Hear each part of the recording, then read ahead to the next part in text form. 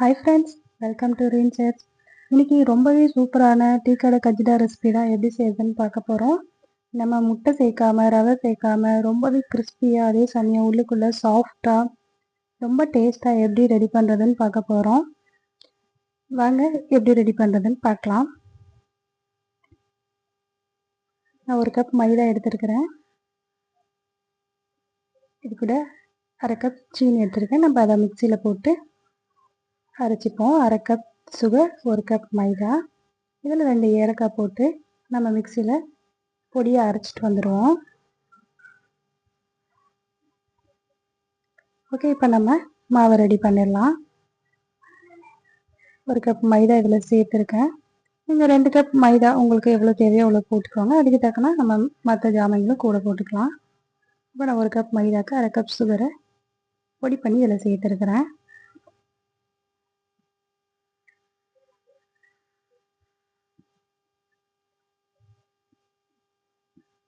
Okay, இதை first நான் mix பண்ணி விட்டுருவேன்.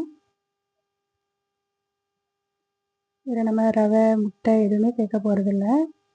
அந்த முட்டை ஸ்மெல் சில பேருக்கு பிடிக்காது இல்லையா? அப்புறம் இதில் ஒரு பிஞ்ச் அளவு உப்பு சேர்த்துக்கிறேன். 1/4 ஸ்பூன் அளவு சோடா மாவு சேர்த்துக்கிறேன். நல்லா ஃபஸ்ட்டு மிக்ஸ் பண்ணிடுவோம். ட்ரை மிக்ஸாகவே நல்லா மிக்ஸ் பண்ணி விட்டுருவோம். ஏன்னா இந்த கஜ்ஜிடானாலே முட்டை போட்டால் தான் அது இந்த கிறிஸ்பினஸ்லாம் வரும் அப்படின்னு நினச்சிட்ருக்கோம். அப்படிலாம் இல்லை, சும்மா பண்ணக்கூட நல்லாயிருக்கும். இப்போ நம்ம இதில் 1 ஸ்பூன் நெய் சேர்த்துப்போம். இது கூட ஒரு 2 ஸ்பூன் அளவு சன்ஃப்ளவர் ஆயில் சேர்த்துக்கிறேன்.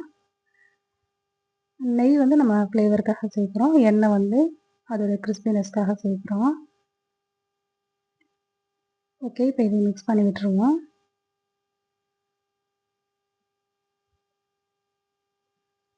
நல்லா மிக்ஸ் பண்ணி அந்த எண்ணெய் வந்து ஃபுல்லாக எல்லா மாவுலேயும் படுற மாதிரி ஃபஸ்ட்டு மிக்ஸ் பண்ணி விட்டுறலாம்.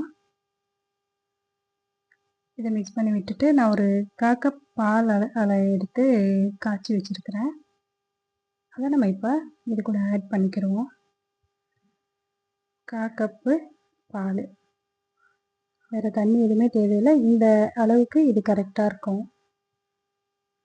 பச்சை பாலும் சேர்த்துக்கலாம், ஆனால் ஃப்ரிட்ஜிலேருந்து டைரெக்டாக எடுத்து சேர்க்க வேண்டாம். ரூம் டெம்பரேச்சரில் சேர்த்துக்கோங்க. இதை நல்லா மிக்ஸ் பண்ணிடுவோம். ஃபஸ்ட்டு நம்ம எக்ஸ்ட்ரா எந்த தண்ணியுமே சேர்க்க தேவையில்லை. இந்த 1/4 கப் பால் நம்ம எடுத்த அளவுக்கு கரெக்டாக இருக்கும். நல்லா இப்போ நம்ம மிக்ஸ் பண்ணி விட்டுறலாம். இப்போ கொஞ்சம் தண்ணியாக இருக்க மாதிரி இருக்குது. இது கூட நம்ம இப்போ 1 ஸ்பூன் அளவு ரைஸ் ஃப்ளவர் சேர்த்துப்போம். நம்ம ரைஸ் ஃப்ளவர் சேர்க்கும்போது இந்த கஜ்ஜிடா வந்து நல்லா கிறிஸ்பியாக வரும். ரைஸ் ஃப்ளவரையும் போட்டு நல்லா இடியாப்ப மாவு இதெல்லாம் ஃபுல்லாக மிக்ஸ் பண்ணி விட்டுருவோம். நம்ம கையை வச்சும் பண்ணலாம், நான் கொஞ்சமாக இருக்கிறதுனால ஸ்பூனை வச்சு நான் பண்ணிகிட்ருக்கேன்.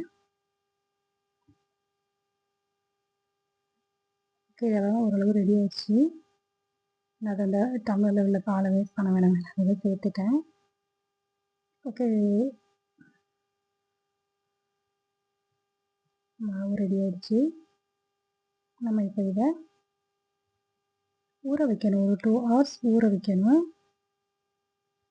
கையில் இது மாவை தொட்டு பார்க்கும்போது அது கையில் பிசுக்கு பிசுக்குன்னு ஒட்டிட்டு வரணும். அதுதான் இந்த மாவோட பதம். ரொம்ப திக்காகவும் இல்லாமல் ரொம்ப தண்ணியாகவும் இல்லாமல் நம்ம கை வைக்கும்போது அது லைட்டாக அந்த பிசு பிசுன்னு ஒட்டிட்டு வரணும். இப்போ இதை நம்ம 2 hours ஊற வச்சிடலாம். அதுக்கப்புறமா 2 ஹவர்ஸ்லேருந்து ஒரு 4 hours வரை நம்ம ஊற வைக்கலாம். 2 ஹவர்ஸே போதும், நல்லா வந்துடும். ஸோ ஓகே, இப்போ 2 hours ஆகிடுச்சு. நம்ம இப்போ இதை பொரிக்க ஆரம்பிச்சிடலாம். எண்ணெய் வந்து ரொம்ப லோ ஹீட்டில் மீடியமான ஹீட் ஆகட்டும். சிம்மில் வச்சு கொஞ்சம் மீடியமான ஹீட்டில் நம்ம இதை உருட்டி போட்டுருவோம். லைட்டாக கையில் தண்ணியை தொட்டுட்டு இது போல் எடுத்து உருட்டி எல்லாத்தையும் போட்டுற வேண்டியதுதான். லைட்டாக தண்ணியை டிப் பண்ணிட்டோன்னா அந்த கையில் ஒட்டாமல் வரும். நல்லா உருண்டை அழுத்தி உருண்டை பிடிக்கணும்லாம் ஒன்றும் இல்லை, சும்மா லைட்டாக உருட்டி போட்டுற வேண்டியதுதான். அதே இதை நல்லா சிம்லேயே வச்சு அது நல்லா வெடித்து வர வரைக்கும் வேக வைக்கணும். ஹை ஃப்ளேமில் வச்சிடாதீங்க, வச்சா மேலே வெந்துடும், உள்ளுக்குள்ளே நடுவால் அப்படி மாவாக இருக்கும்.